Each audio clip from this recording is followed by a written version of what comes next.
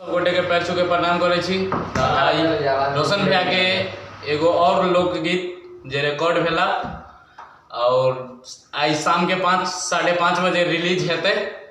तो MRS music पर अहाँ सब जाके सर्च क के जरूर एक बार सुनब। जे गीत हमर राइटर साहनी जी लिखले ये, और अहाँ सबसे अनुरोध कि MRS म्यूजिक पर जाके सर्च क के एक बार जरूर अहाँ सब सुनब, जे कि बहुत अच्छा सॉन्ग है।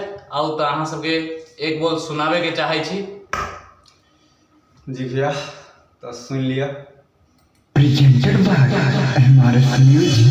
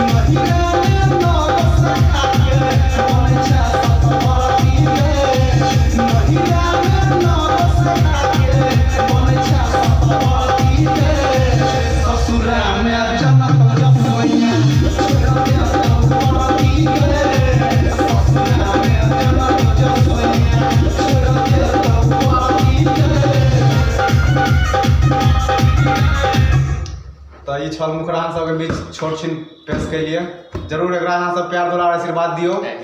और ढंग आई MRS म्यूजिक पर रिलीज हो जाए 5:30 बजे तक। जी अहाँ सब एक बार सर्च करके जरूर सुनबे। जे बहुत ही डेंजर अच्छा सॉन्ग और डीजे सॉन्ग ब्लास्ट सॉन्ग है।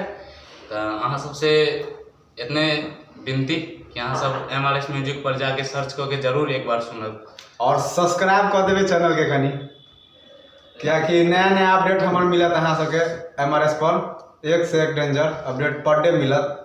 पर डे सब्सक्राइब कर के घंटी दबा देवे कर। पर डे अहाँ सबके बीच एक से एक डीजे सॉन्ग, लोकगीत और भक्ति गीत सब भक्ति गीत, मतलब कि जेना रिकॉर्ड हुए सब अहाँ सुन सबके पास एक से एक गीत पहुँचत। तो अहाँ सबसे अनुरोध कि MRS म्यूजिक पर जाके सर्च करके जरूर